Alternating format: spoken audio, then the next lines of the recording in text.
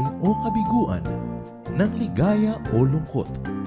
Kaya marapat lamang na tanggapin si Jesus bilang tagapagligtas at Panginoon. At matapos yun ay panariwain ang katapatan at paglapit sa Kanya bawat araw o day by day. Ang day by day ay naglalayong umalalay sa pang-araw-araw na pamumuhay. Narito po si Kuya Ed Lapis sa mensaheng pinamagatang Lord over all.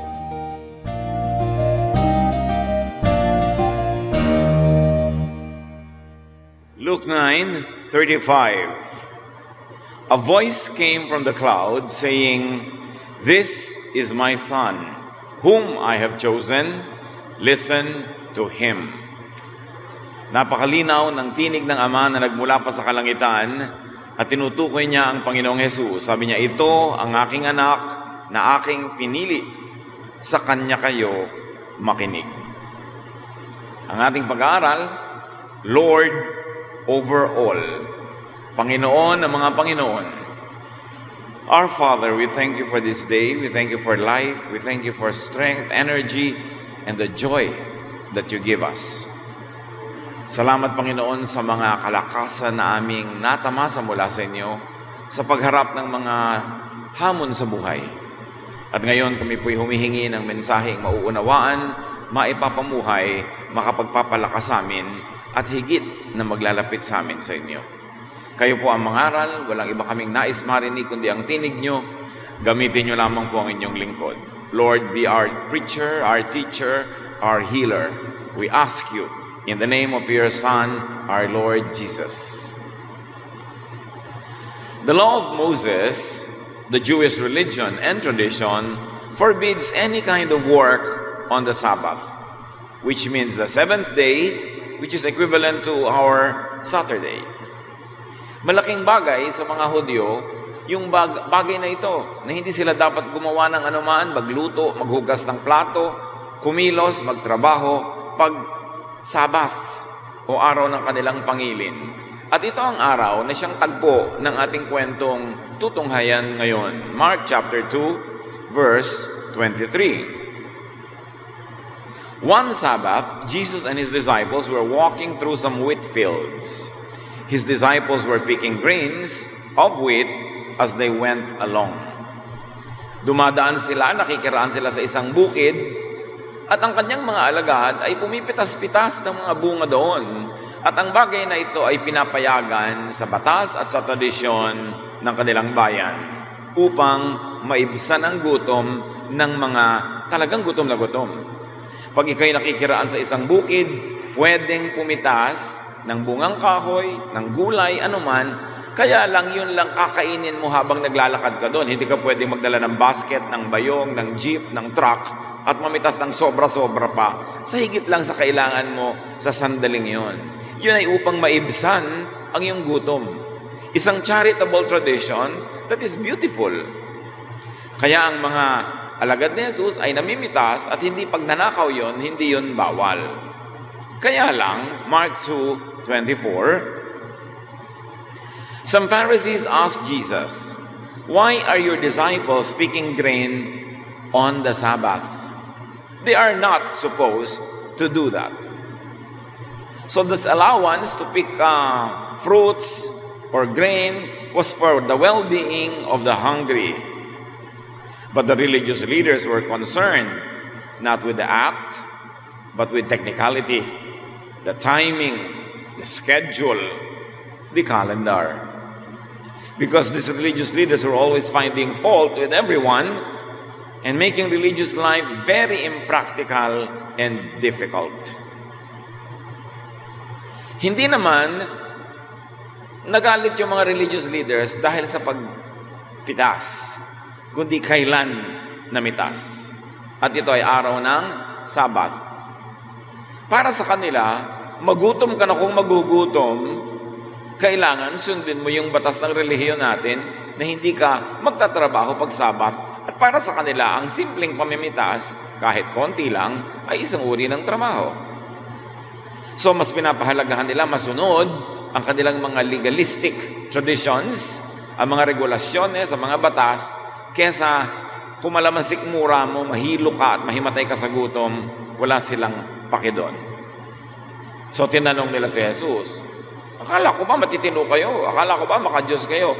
Bakit hinahayaan mo ang mga tagasunod mo na labagin ang ating mga kaugalian, ang mga kautosan ni Moses, at nagtatrabaho sila sa araw na di sila dapat magtrabaho? Sukdang magutom sila, di magutom sila.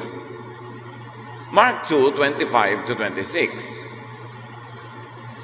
Jesus answered, "Haven't you read what David did when he and his followers were hungry and in need? David went into the house of God and ate the sacred loaves of bread that only priests are allowed to eat. He also gave some to his followers." Ang sagot ni Jesus sa isang uri ng tanong, hinango sa kwentong alam ng lahat sa kanila. Nung panahon ni Haring David, hindi pa siya hari, at siya ay gutom na gutom, at mayroong mga labanan na nangyayari, ay pinasok nila ang bahay dalanginan, at yung mga banal na tinapay doon na para lang sa mga pare, kinain niya, at ipinakain pa niya sa kanyang mga kasamahan. When David and his men were hungry, they did the practical, but actually religiously forbidden thing. They ate the sacred bread. Bakit sacred? Kasi reserved for priests. Hindi naman kumakain ng Diyos ng tinapay, yung mga priests ang kumakain nun.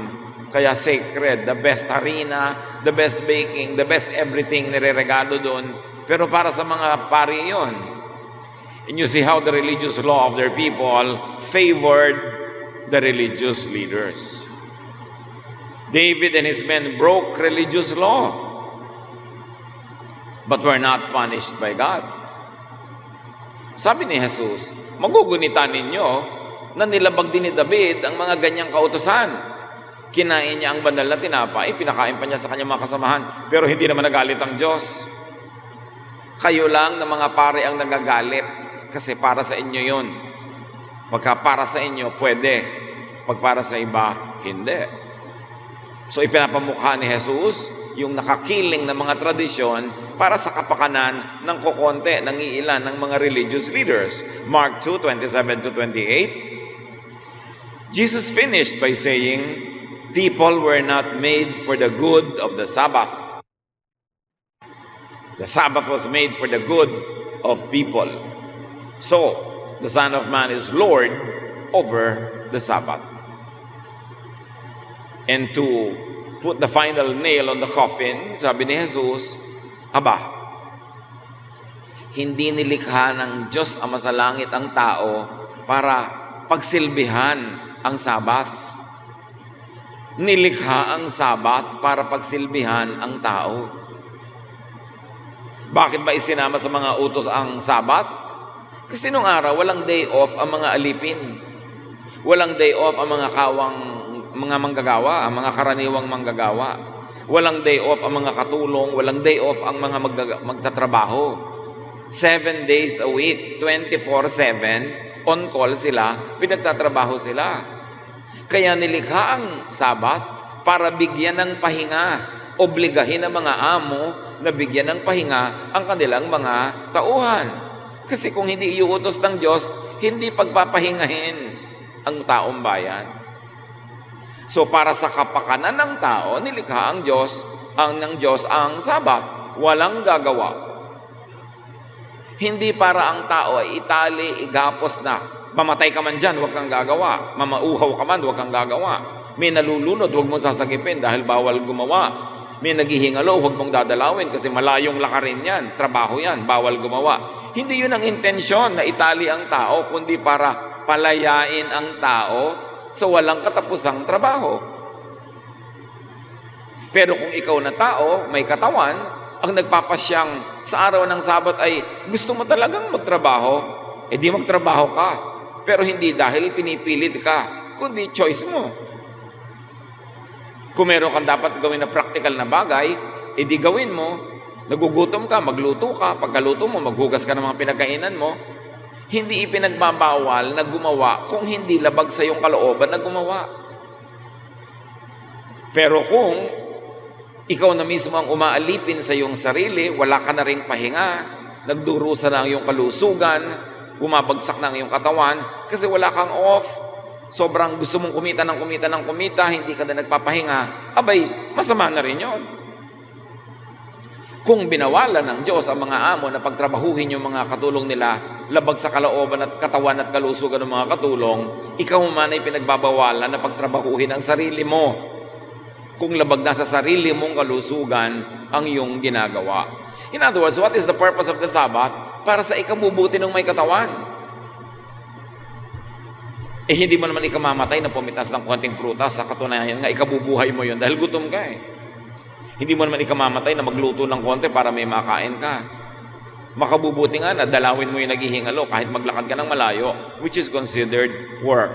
So sabi ni Jesus, maipaalala ko sa inyo na ang tao ay hindi nilikha ng Diyos para paglingkuran ng Sabat o ang relihiyon.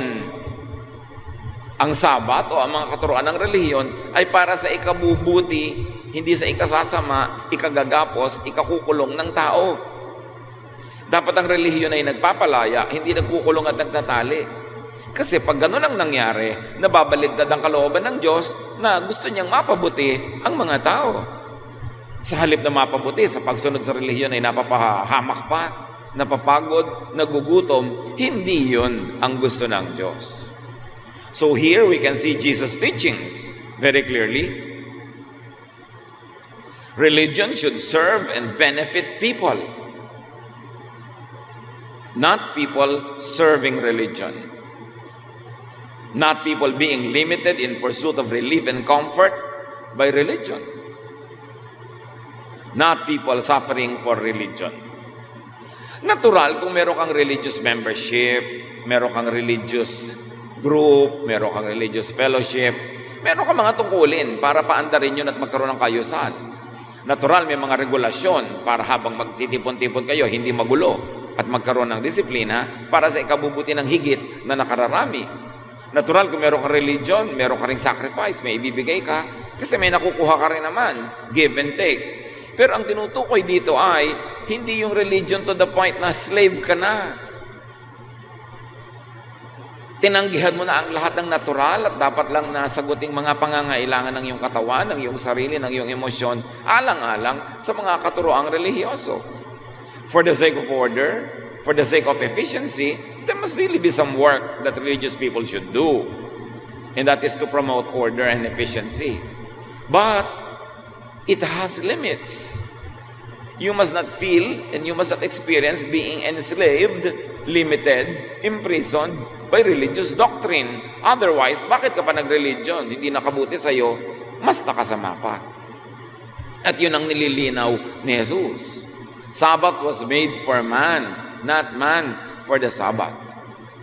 Another Jesus teaching is that David and his men's needs was above religious law.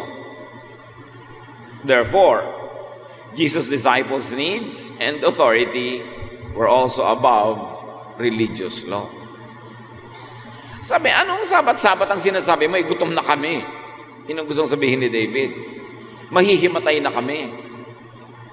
At kung may mga diabetics dito, mag-hypoglycemia na sila, bababa na ang blood sugar nila, ang glucose, himatay na sila, baka sila mag-comatose. Anong sabat-sabat ang pinagsasasabi ninyo? Kailangan namin kumain. At hindi dapat na kami magutom, mamatay sa gutom, mahirapan dahil ang Sabat. Kasi yung Sabat nga ay ginawa para sa aming kapakanan. So the teaching of Jesus is to prioritize people's basic needs above religious legalism, above religious technicality. Mas unahin ang ikakabuti ng tao kaysa sa mga religious regulations. Kailangan kung ikay nagbibigay ng counseling, nagpapayo, nangangaral, ang inuuna mo, ano ba ang mabuti para sa nakikinig? Ano bang ikaiinam ng kalagayan at kapakanan ng mga mananampalataya at mga tagasunod? Hindi yung nasasacrifice sila ang kanilang kalayaan, ang kanilang kaligayahan, ang kanilang ginhawa para lang sa religious technicality, which is the sad fact happening around the world. Nabaligtad ang mga ito na sayang ang turo ni Jesus, na sayang ang kanyang sakripisyo para magpalaya ng mga tao dahil mulit-muli nagpapabalik-balik ang panggigipit, ang pagkukulong ng religion sa mga tao. Hindi mo pwedeng gawin ito dahil ang suot mo hindi tama. Hindi ka pwedeng sumali sa isang napakahalagang event kasi wala kang tamang uniform. May mga panahon na yan ay kinakailangang i-adjust sa pangangailangan ng tao. Hindi laging puro quality. Kung minsan, hindi ka pwedeng sumama sa choir dahil hindi naman ganun kagandahan ang iyong boses. Pero yun pala, buong buhay mo, bigong-bigo ka, victim ka pala ng napakaraming pang-abuso ng mga tao, kailangan mo to feel good about yourself, to belong to a group, and to feel useful, at therapy sa iyo na sumali sa isang grupo, mano ba naman na hindi ka naman talaga sobrang papakinabangan, pero tinatanggap ka para sa iyong kapakanan, para sa iyong kapakinabangan. People-centered si Jesus. Ang mahalaga sa kanya yung tao, yung nadarama, yung kalagayan, yung ikabubuti ng tao. Ang mga tao hindi parang mga spare parts ng makinarya, hindi mga kasangkapan na ginagamit lamang ng church. Bagamat lahat tayo nagpapagamit sa iba't ibang paraan para umandar ang organisasyon, but not to the point na sobrang nasasakripisyo ang iyong personal life na hindi ka na nakinabang at pinakinabangan ka lang. So, feeding the hungry is high religion. Higher than many doctrines invented by people. Yan ang makikita mong application ng teaching ni Jesus. And eating when hungry is high religion too. Lagi silang nasa sabihin, ba't hindi kayo nag-aayuno? Ba't di kayo nag-aayuno? Kasi yung mga relihiyoso ang hilig mag-ayuno. Kinreate nga ang sikmura para tumunaw ng pagkain. Pag hindi mo nilagyan ng pagkain yan, tutunawin niya ang sarili niya. Magkaka-ulcer ka. Magkakasakit ka. Kaya pati ang pag-aayuno, dapat well-timed, tama ang sitwasyon, at tama sa iyong kalusugan.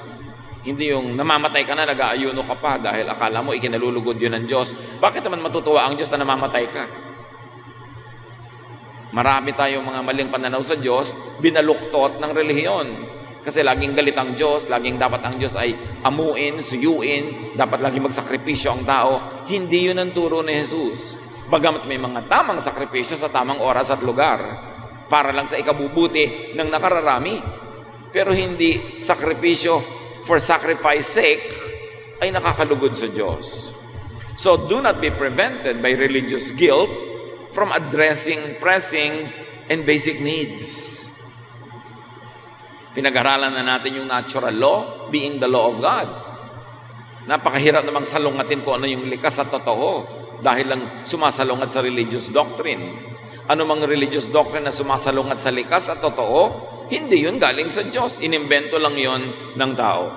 And as we can see in the story, when Jesus corrected the Pharisees, that not all religious teachings and regulations, not all religious laws and commands are from God,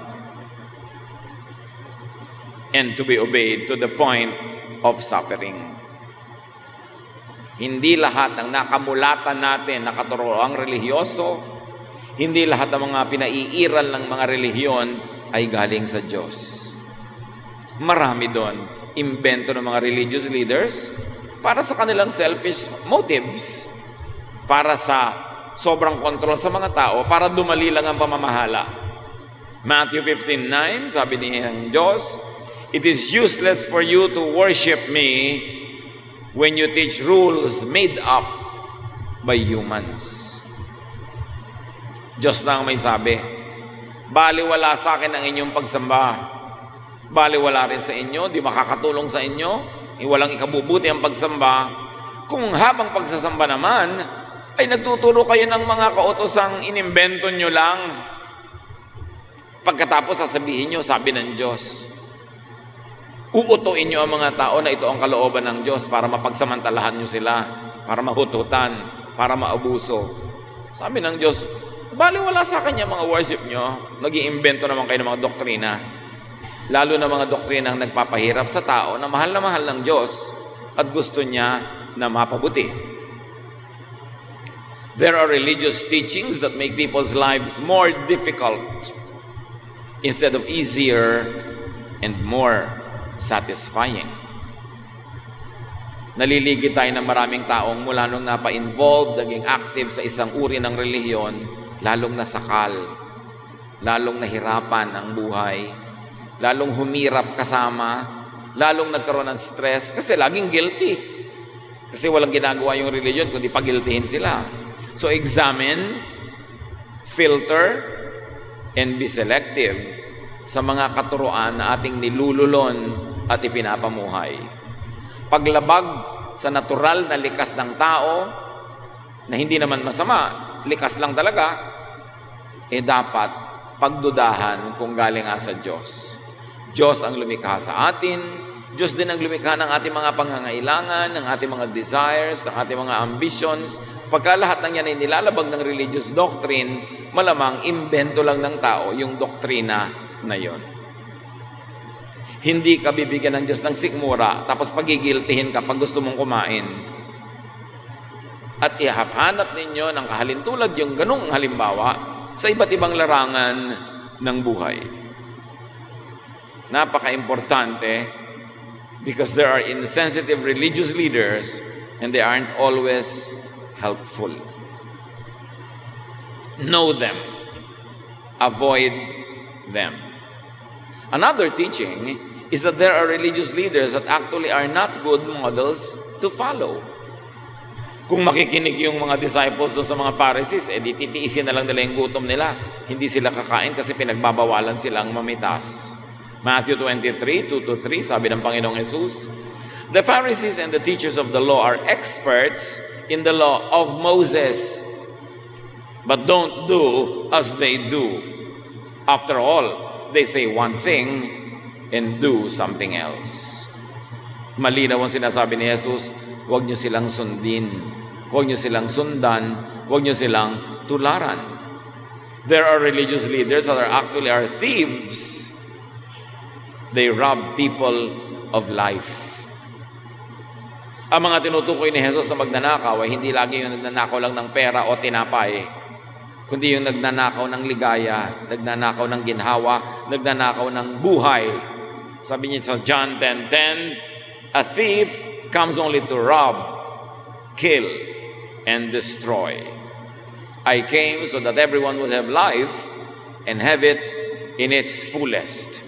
Ang tinutukoy ni Jesus sa magnanakaw dito, hindi yung nangaagaw ng bag, nangungupit ng pera, kundi religious leaders na inaagawan nila, tinatanggalan nila ng buhay na makulay, masaya, maginhawa ang mga tao, halos agawan na nila ng buhay dahil sa mga mahihigpit na mga katuroan nila na imbento lang naman nila. At namulat at lumaki ang mga taong akala nila, yun ay kalooban ng Diyos. Sabi ni Jesus, no. Ang kalooban ng Diyos para kayo magkaroon ng buhay na masagana, masaya, makulay. Kaya sabi niya, ang mga itinuturo ng mga leaders nyo, balubaluktot. That's why I came to save you from them so that everyone would have life and have it in its fullest. Ang lagi na lamang inaakala ng iba, dumating si Jesus para iligtas ang mga tao sa impyerno lamang. Dumating si Jesus para iligtas yung mga tao sa mga religious leaders nila na may ginagawang mala-impyerno ang buhay nila. You save people not only from hell, you also save them from religion that deprives them of a full and meaningful life. At yun ang mission ni Jesus. Kaya galit na galit sa kanya ang mga religious leaders. Iminumulat niya ang mata ng mga tao para makitang sila'y nakagapos, sila'y nakatali, sila'y nasa kadiliman. Kasi kung tama ang turo ng religion, kung kontento ang Diyos sa tinuturo ng religion, ba't pa niya ipapadala si Jesus para ituwid ang hindi naman pala liko? Bakit liliwanagan ang hindi naman pala madilim?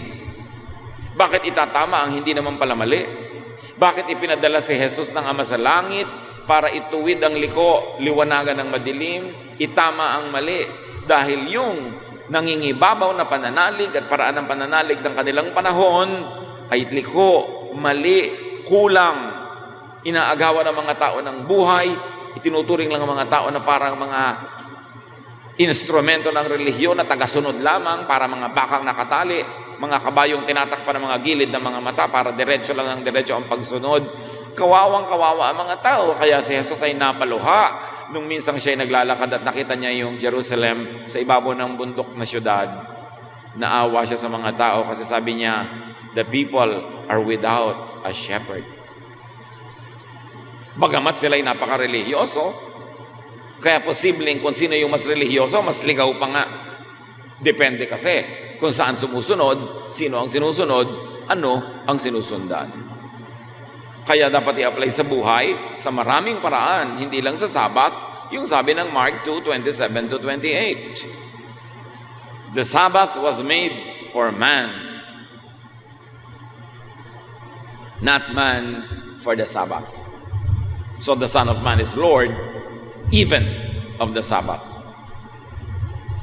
Napaka-sacred sa kanila yung Sabbath, ang mga law ni Moses, pero ngayon binabaluktot ni Jesus dahil itinutuwid.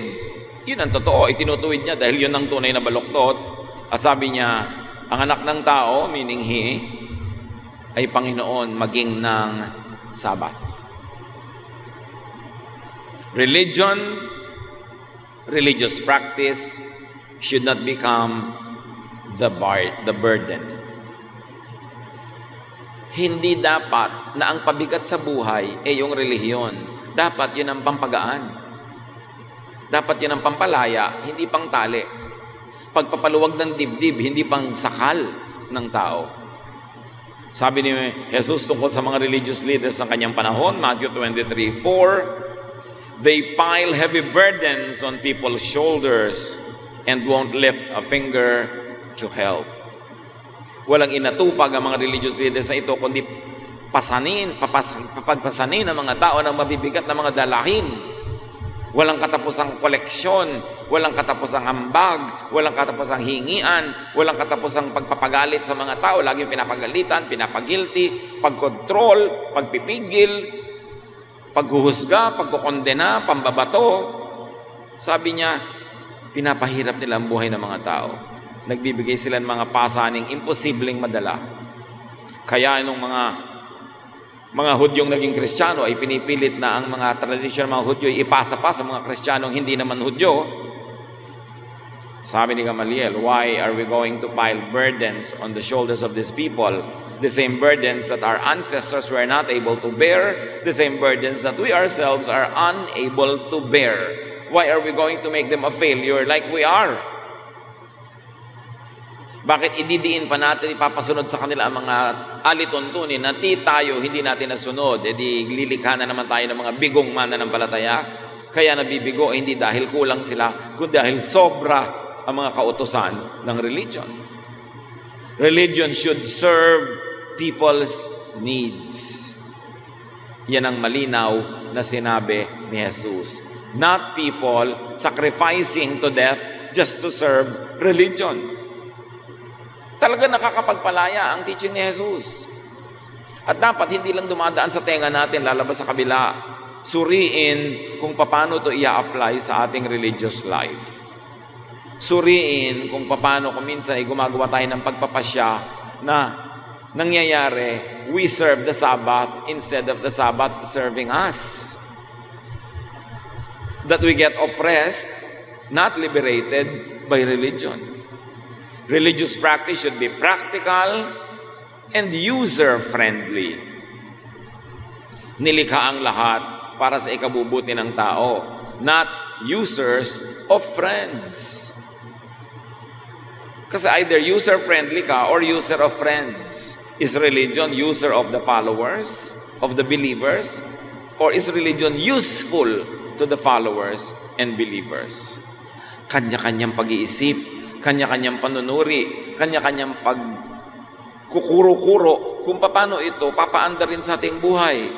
Paano tayo makikinabang sa ating pananalig, hindi yung paano lang tayo laging pakikinabangan ng relihiyon.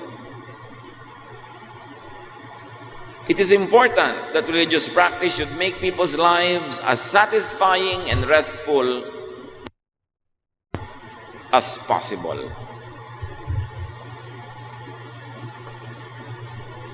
Dapat na nasasabi ka to go to Bible study, nasasabi ka to go to worship, nasasabi ka na maglingkod sa church, makisalamuha, makipag-fellowship. Kasi satisfying and restful. Hindi yung naoobliga ka magkunwari, magbalat kayo. Kasi pagka you are less than perfect, mapapagalitan ka. Lagi kang itatatwa, itatakwil, ititiwalag. Pagod na pagod ka tuloy ng pagpe-pretend. Dapat okay lang na kung ano ka, nakaka-relax. Kasi tinatanggap ka nila, tinatanggap mo sila, at pare-pareho kayong tumatanggap lang ng pagpapatawad, pagmamahal, at walang patakarang pagtanggap ng Diyos. Then you are relaxed. Nakakapahinga ng damdamin. Kaya ang turo ni Jesus, kaya siya dumating, Matthew 11:28-30. Hindi ako magsasawang paulit-ulitin itong verses na ito kasi central teaching to ni Jesus. If you are tired from carrying heavy burdens, come to me and I will give you rest. Ano man yun? Take the yoke I give you, put it on your shoulders, and learn from me. I am gentle and humble, and you will find rest. This yoke is easy to bear, and this burden is light. Kung pagod ka na sa pagpapanggap, pagod ka na rin sa pagkaalipin sa kasalanan, pagod ka na sa pagkaalipin ng relihiyon, pagod ka na sa pagiging perfect, hindi ka naman talaga perfect, kaya lagi ka lang nagigilty, sabi niya, sa akin kayo pumunta, pagpapahingahin ko kayo. Paano ka mapapahinga? Hindi kita bibigyan ng impossible expectation. Hindi kita pipilitin mag-pretend, magmaskara, magbalat kayo. Makaka-relax ka with me because I will accept you, because I will love you, because I will let you be who you are. And then from there, we can work together so you can be the better version of your own self. With me, you don't have to pretend. Yun ang rest. Kaya kung minsan may taong ayaw natin kasama kasi nakakasakal, kasi hindi restful. Stress tayo, natetense tayo. Sabi niya, banayad ako makitungo. Ako'y mahinahon, mababang loob. At dahil dyan, mapapahinga kayo. Hindi ko kayo pagyayabangan at hindi ko kayo pipilitin maging mayabang. Sabi, ang ibibigay ko sa inyo na misyon sa buhay, magaan. Kayang-kaya nyo. Hindi ko kayo pahihirapan ng higit sa kayang-kaya nyo. Yan si Jesus. Jesus na itinatago ng religion kasi ayaw ng religion na si Jesus ang magwagi at manalo kasi mawawala ng sobrang kapangyarihan yung religion. If you were a religious teacher, a religious leader, purpose to give your flock rest. Rest ng spirit, rest ng mind, rest ng kaluluwa, rest ng emosyon. Kuminsan, para maayos ang kagawain, siyempre, yung katawan mo napapagod, may mga project, may mga gagawin, gumigising ka maaga, napapagod ka, nagpa-practice ka, may mga meeting, rest ng katawan yun. Hindi baling mapagod ang katawan, basta rested ang isip. Maliwala ang pagod ng katawan, itulog mo lang, tapos na. Pero dapat ang tinatanggal yung pagod ng isip, yung pagod ng damdamin, yung bigat ng loob. Dapat magaan ng loob, maluwag ang paghinga. Yun ang ibinibigay ni Jesus. At yun ay mangyayari lamang kung meron tayong pagtanggap sa isa't isa, pagmamahal sa isa't isa, para hindi na kailangan magpanggap, hindi kailangan itago ang mga sugat para lang matanggap ng kapwa. And what is important to note is that Jesus is Lord of all. Jesus' authority and teachings are above the Sabbath, above religious law, above any and every religious law. So kung ano man ang law ng relihiyon na nasaksak sa iyong utak, dapat mo yang ihambing sa mga patakaran ni Jesus. At kung mas mahigpit pa kay Jesus, alam mo na, imbento yan ng tao. Kung hindi ka napapahinga, nasasakal ka lang, alam mong hinigaling kay Jesus yan. Kasi si Jesus ang gusto, mapahinga ka. And Jesus is above all, siya ang dapat sundin. Acts 2:36, God has made Jesus both Lord and Christ. Philippians 2:10, so at the name of Jesus, everyone will bow down, those in heaven, on earth, and under the earth. All teachers, all teachings will bow down at the name of Jesus. All teachings will bow down at the teachings of Jesus. Jesus and His teachings are the measure of all things. Siya ang dapat manaig. Kaya mahalaga na makilala natin talaga si Jesus at ang kanyang mga turo. Para pag may sumisiksik sa utak natin, gumigiit, nanggigipit, sabihin mong, ay, hindi yan galing kay Jesus. Kahit pa religious teaching yan, kahit pananiwalaan na yun ng 1,000 taon, ng milyon-milyong tao, hindi yan sangayon sa teaching ni Jesus, hindi ako papasakop dyan. Kasi hindi ako mapapahinga dyan. At hindi ako lalaya dyan. Jesus sets people free from the needless, heavy burdens of man-made religious law.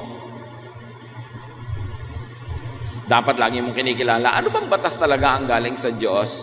At alin yung akala ko lang, sabi lang ng religion, pero hindi naman pala galing sa Diyos. Ano mang katuruan na lumalabag sa katuruan ni Jesus, kahit pa yung katuruan ng simbahan, kahit pa yung katuruan ng mga kung sino-sinong banal, pag lumalabag yon sa pag-ibig ni Jesus, walang patakarang pagtanggap at pagpapatawad ni Jesus, pag-unawa at pagpapahinga galing kay Jesus, hindi yun galing sa Diyos. Kasi si Jesus na nga ang ipinadala ng Diyos na katuparan, kabuuan ng lahat ng gusto niyang ipakilala tungkol sa kanyang sarili sa mga tao. Kaya pag pinapalaya ka ni Jesus, dapat malaya ka at huwag kang patali sa mga religious teaching na kontra sa teachings ni Jesus. John 8:36, if the Son gives you freedom, you are free.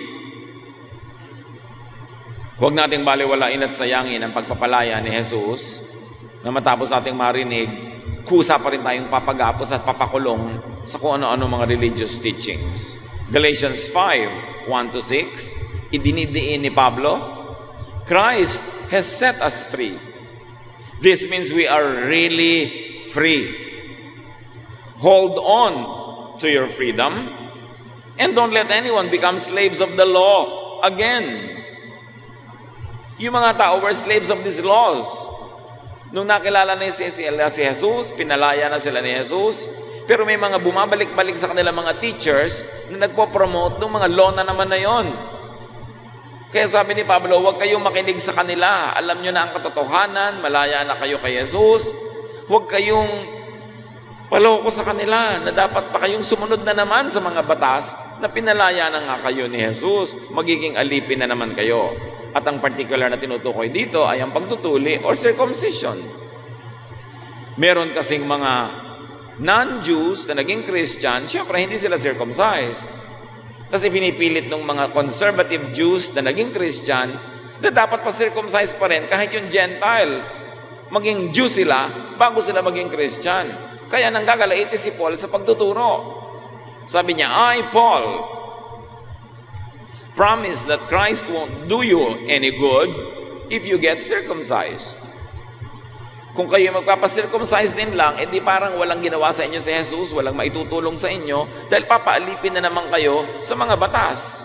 And by extension, hindi na lang circumcision ito, but all the Jewish laws that are against the liberating teachings of Jesus, sabi ni Paul, baliwala si Jesus. Pag yan na naman ang gagawin yung amo sa buhay nyo, mga tradisyon at mga batas ng Judaism. Verse 3, if you do, you must obey the whole law. And if you try to please God by obeying the law, you have cut yourself off from Christ and His wonderful kindness. So niya, kung igigiit ninyo na inaakala ninyo at gagawin ninyo ang pagsunod sa mga batas na yan para sa kaikalulugod ng Diyos, nagkakamali kayo.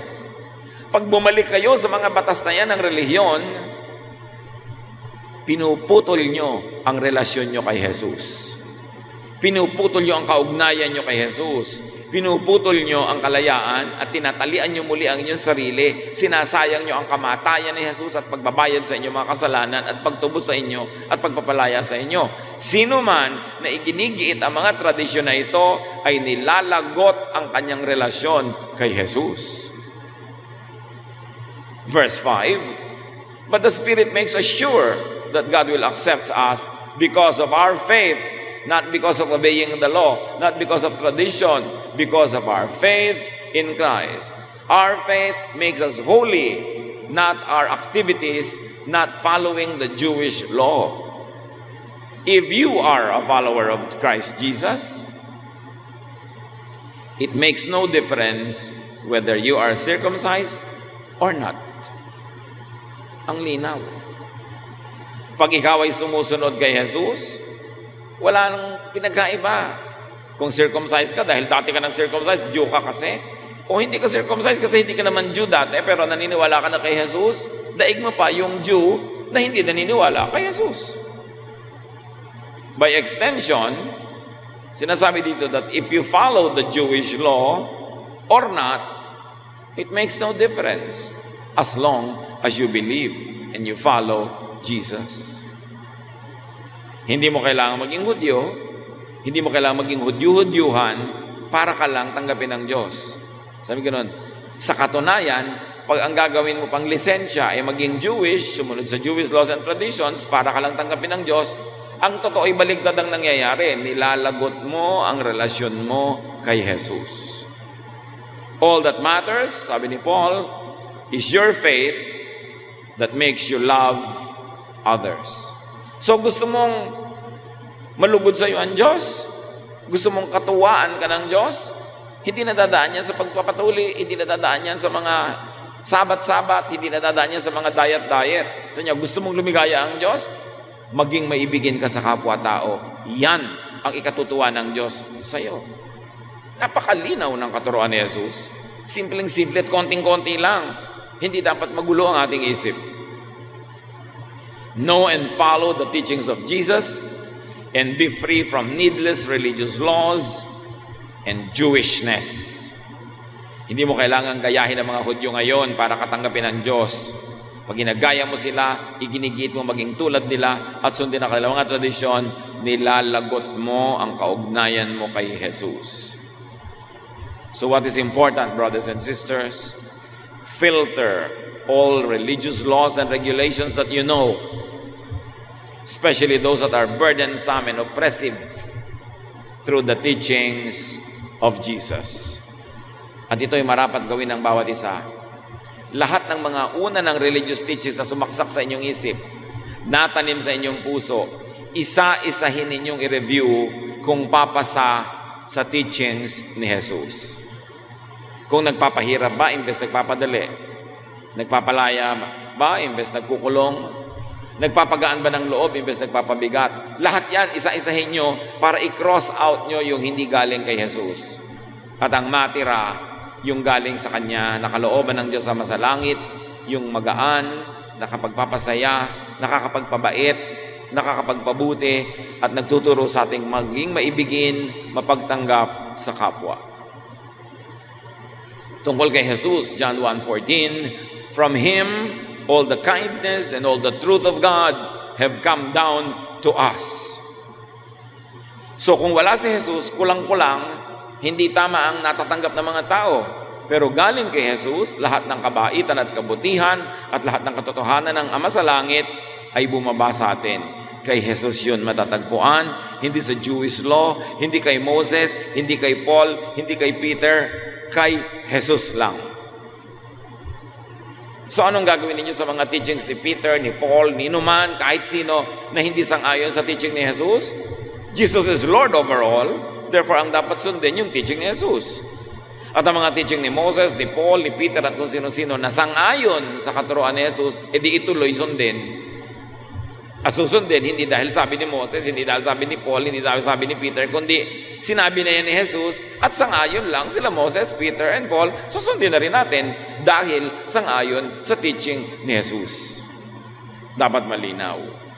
Si Jesus yung salaan Lahat ng lalampas sa kanya, pwedeng ituloy. Pero yung hindi, huwag nang pag-abalahan pa. Maglalayo lang sa iyo sa Diyos at maglalagot sa relasyon mo kay Jesus. Luke 9:35, from the cloud the voice spoke, "This is my chosen son, not the others. Listen to what he says, not what the others say." Jesus is Lord over the Sabbath, over the law, over all. Napakahalaga that the foundational and essential teachings and laws of Jesus be appreciated. We must appreciate, memorize, understand the foundational, the essential teachings and laws of Jesus. Ano-ano ba yung mga foundational and essential teachings and laws of Jesus? Matthew 7:1, don't condemn others, and God won't condemn you. Turo niya yan. Yung ibang religious leaders, ang itinuturo sa iyo, mag-condemn ng iba, mag-judge ng iba, mag-rebuke left and right. Kahit sino pa silang may sabi noon, kontra yon sa turo ni Jesus. Sabi ni Jesus sa Matthew 7:1, don't condemn others, and God won't condemn you. So the moment you condemn others, you will be condemned by God. For with the judgment you pronounce, you will be judged. The measure you give is the measure you get. So foundational and essential teaching of Jesus, do not condemn others. Linawin natin yan, that we should not condemn others. John 8:7, they kept on asking Jesus about the woman. Finally, he stood up and said, if any one of you have never sinned, then go ahead and throw the first stone at her. Alam natin yung kwento, yung babaeng nahuli nila sa sexual act, gusto nilang batuhin hanggang mamatay. Pero sabi ni Jesus, o sige, umuna nang bumato yung walang nagawa ni anumang kasalanan. Another essential teaching of Jesus that we must remember. Kasi ang dami nating alam na do's and don'ts, bawal-bawal. Ito lang yung mga galing kay Jesus. Ito lang ang tandaan natin. Buhay na tayo. Do not throw stones at people unless you were perfect. Mambato ka kung perfect ka. Pag hindi, tumigil ka. Simple. Hindi ba magkakaroon talaga ng world peace pag ganun? Mapapahinga ka at mapapahinga rin yung iba. Restful talaga yan. Pero pag judgmental ka, kasama nun, police work.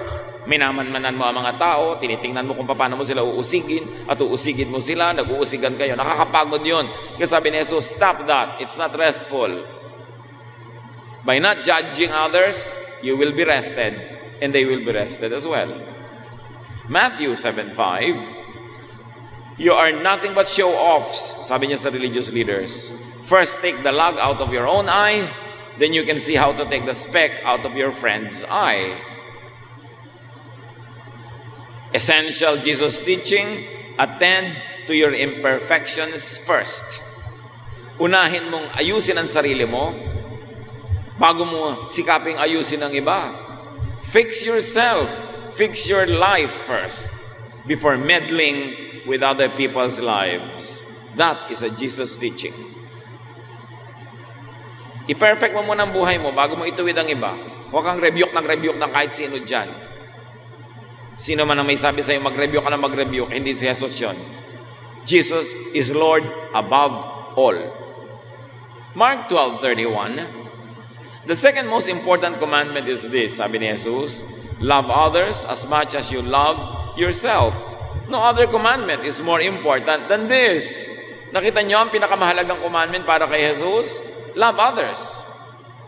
So mas mahalaga yun kaysa sa commandment ng Sabbath, commandment ng ganito, commandment ng ganon. Love others. Be loving. So yan ang utos ni Jesus. Essential, love others as you love yourself. Which means, protect others as you would protect yourself. Cover others as you would cover yourself. Justify others as you justify yourself. Kung anong gusto mong trato sa iyo, yun lang ang itrato mo sa kapwa mo. That is a Jesus teaching. Hindi mahirap maintindihan. Luke 6:31, treat others just as you want to be treated. malinaw na malinaw, Jesus is Lord over the Sabbath and any and all religious laws that make life needlessly burdensome. Siya'y Panginoon at nakatataas sa anumang kautusan na nagpapahirap lang sa buhay. Jesus wants you rested. Remember that. Jesus came to set people free. So be free in Jesus, in your mind and thought. Ang pinakamalaki at pinakamatayog at pinakamahirap na kulungan ay ang kulungan ng isip. Pag nakumbinsi na yung isip mo na ito ay tama, ito ay mali, at kinulong ka nun, yan ang pinakamahigpit na kulungan. So be free in your actions, in your habits, in your lifestyle. And set others free as well.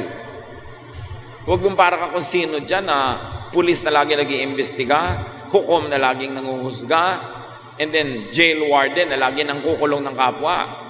Kung gusto mong malaya ka, magpalaya ka rin ng iba. John 3:36, everyone who has faith in the Son has eternal life. But no one who rejects Him will ever share in that life, and God will be angry with him forever. Pag nananalig ka kay Jesus, magkakaroon ka ng tunay na buhay na walang hanggan sa kabilang buhay, at tunay na makulay, masaya, maluwag, maginhawa na buhay dito sa lupa. Pero pag hindi ka nanalig kay Jesus, hindi ka sa kanyang katuroan sumunod, parang galit sa iyo Diyos. Lagi kang pagod, lagi kang hirap, lagi kang nagdurusa, na para kang pinarurusahan ng Diyos as if God was angry with you. But if you want to enjoy God's love, obey Jesus and be free and set others free. Life could mean eternal life, but life could also mean earthly life. This life now in its fullness. A life that is peaceful and restful, full of love and blessed. That is the life that Jesus wants for you. It is the life that you should live, and it is the life that you should let others live. The opposite of life lived in God is in God's anger, outside of God's blessing through Jesus. Bakit lagi natin iginigiit ito, mga kapatid? Kasi ito ang iginiit ni Jesus. Ito ang pinaulit-ulit niyang ituro. That He wants people to be rested, to be free, to love.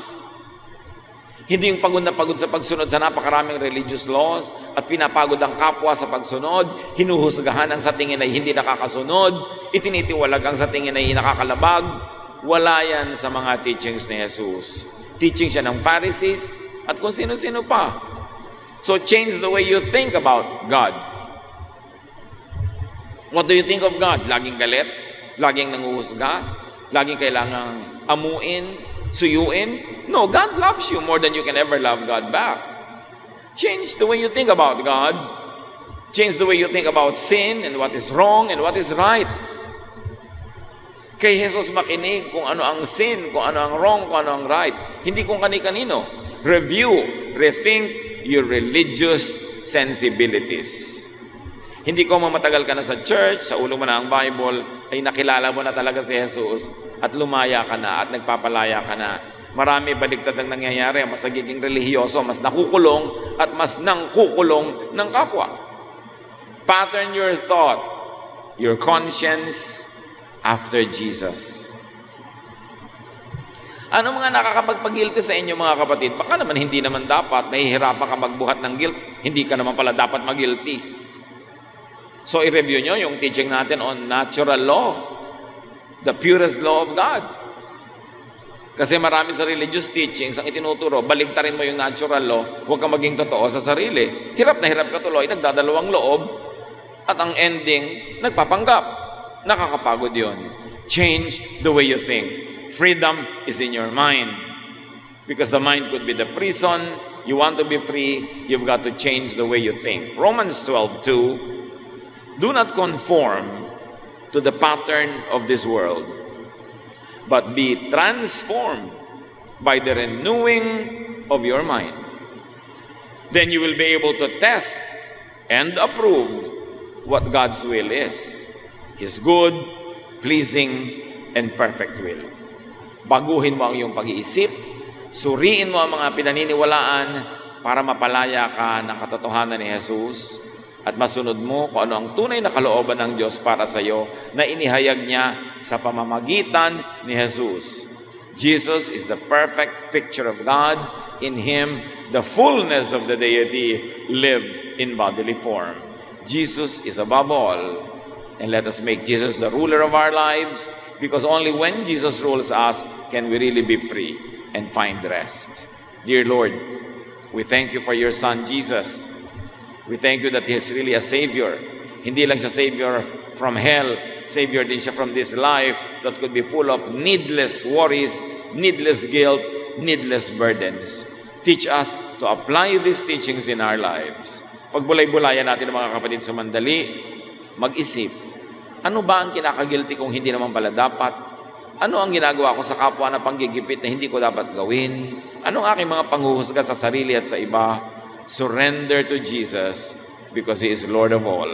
Lord, as your people bow in silence, let your voice speak loudly to our hearts, and let us obey the teachings of your Son, which is above all.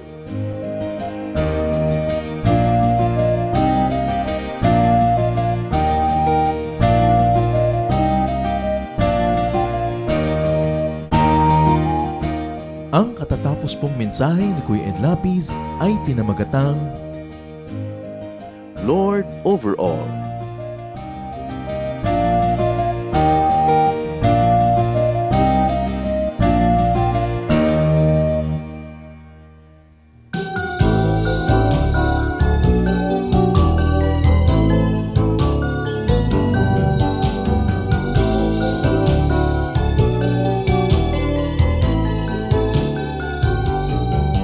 Bigyan mo ako ng pusong laging may awit, hindi nagagalit, at ituro mo sa aking buhay kung paano umibig sa aking kaaway. Kahinahunan, kahinahunan, kahinahunan yung ibigay. Kahinahunan, kahinahunan, bunga ng Espiritong buhay. Kahinahunan, kahinahunan, kahinahunan yung ibigay. Kahinahunan, kahinahunan, bunga ng Espiritong buhay. Bigyan mo ako ng pusong napaaawat, nagpapatawad, upang di ako mapaaway. Hinahon ng puso'y aking kaagapay. Kahinahunan, kahinahunan, kahinahunan yung ibigay. Kahinahunan, kahinahunan, bunga ng Espiritong buhay.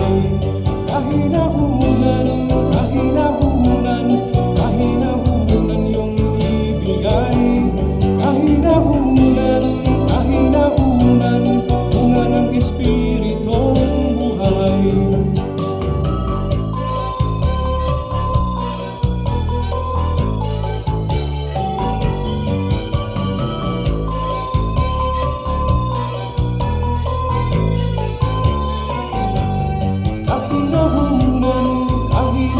kahinahunan, kahinahunan yung ibigay. Kahinahunan, kahinahunan, bunga ng Espiritong buhay. Kahinahunan, kahinahunan, kahinahunan yung ibigay. Kahinahunan, kahinahunan, bunga ng Espiritong buhay. Kahinahunan, kahinahunan, kahinahunan yung ibigay. Kahinahunan, kahinahunan, bunga ng Espiritong buhay. Bunga ng Espiritong buhay. Bunga ng Espiritong buhay. Bunga ng Espiritong buhay.